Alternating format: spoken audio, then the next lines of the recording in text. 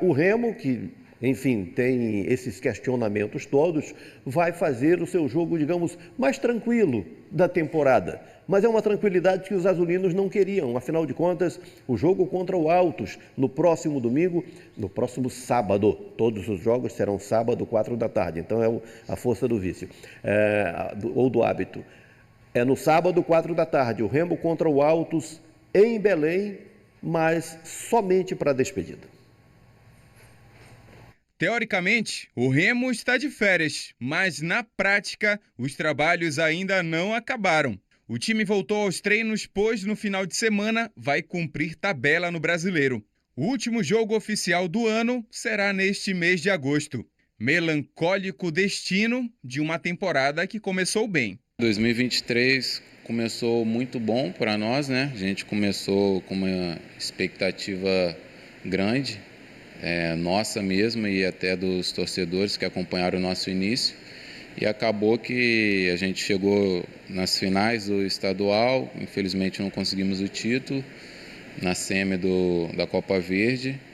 Fomos até bem na Copa do Brasil e depois a gente deixou cair um pouco, oscilamos um pouco durante o Brasileiro.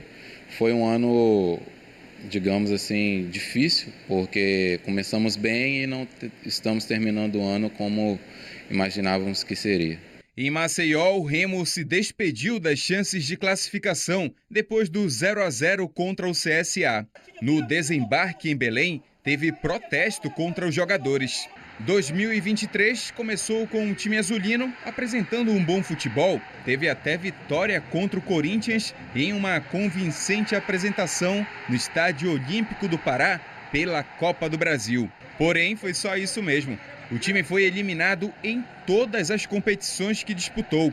O Wendel Lomar está no clube pelo segundo ano seguido e, mais uma vez, não viu o Remo avançar de fase na Série C. Quando eu cheguei ano passado aqui, eu fiquei bem encantado com a dimensão do clube e isso foi uma das coisas que me fez ter o prazer de voltar nesse ano. Infelizmente, as coisas não aconteceram como eu imaginava que seria, né? Como eu tinha planejado de ter uma sequência maior de jogos e tudo, mas isso não quer dizer nada sobre eu gostar do Remo e querer e ter o prazer de estar aqui. Então, com certeza, por mim, eu teria vontade de continuar. Depois de toda essa frustração causada no torcedor em 2023, o Remo ainda vai fazer o jogo de despedida no Campeonato Brasileiro, sábado à tarde contra o já rebaixado Altos no Bainão. Um jogo que não vale muita coisa, então vai ser difícil convencer o torcedor a ir ao estádio. Seria muito bom terminar esse ano vencendo, né? A nossa temporada vencendo, né? E infelizmente, como é o último jogo e depois vamos ficar um longo tempo sem atividades aqui do futebol profissional, acho que seria bom a torcida vir nos apoiar, como fez todo o restante da temporada, para a gente poder entregar mais uma vez o nosso máximo. Bom, qual é a importância prática de uma vitória do Remo sobre o Altos no próximo sábado?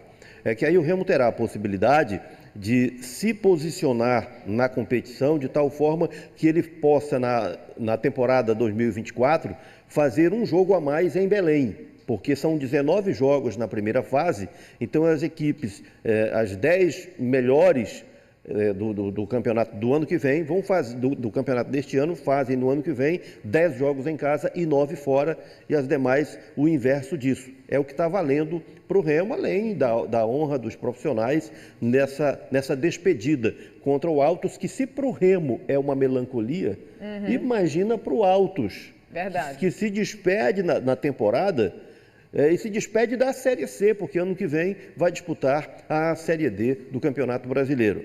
Como eu já adiantei, ainda hoje aqui no Bom Dia eu vou trazer alguns dados da campanha do Remo, mas vale a pena registrar neste momento o seguinte: o Remo teve com o Ricardo Catalá reação suficiente para pelo menos sair lá da lanterna de 0 ponto das 4 primeiras rodadas e evitar o rebaixamento. E onde que o Remo melhorou de fato sob o comando do Ricardo Catalá? Foi nas funções defensivas. O Ricardo Catalá conseguiu arrumar o Remo nas funções defensivas. O Remo que nas 4 primeiras rodadas teve 4 derrotas sofrendo 9 gols em 4 jogos.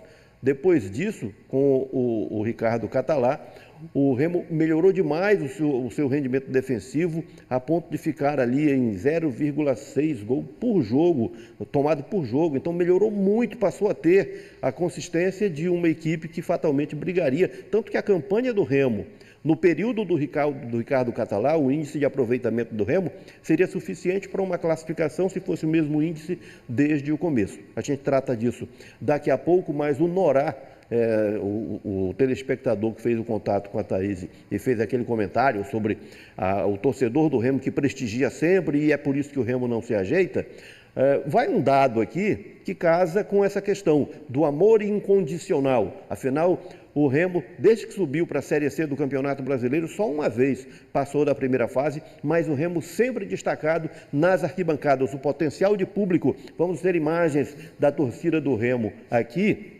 com esse dado, olha só, 11.008 pagantes por jogo é a média do Remo no campeonato. O Remo sai como campeão de público.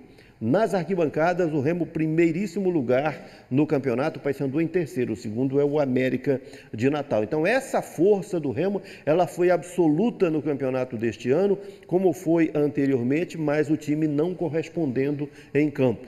Consolida-se aí esse potencial do Clube do Remo com a sua apaixonada torcida, mas decididamente, um time que tem uma torcida como essa, um clube que tem uma torcida como essa, que forma time de R$1 milhão, não pode sair logo na primeira fase, sendo eliminado com uma rodada de antecedência e assustando a torcida em luta contra rebaixamento. Isso não cabe. É verdade. Vamos acompanhar então, né? Ver como que o Remo vai se comportar. E aí não é culpa só de torcedor, não. Aí é todo um conjunto de culpados para o Remo vir fracassando nas temporadas.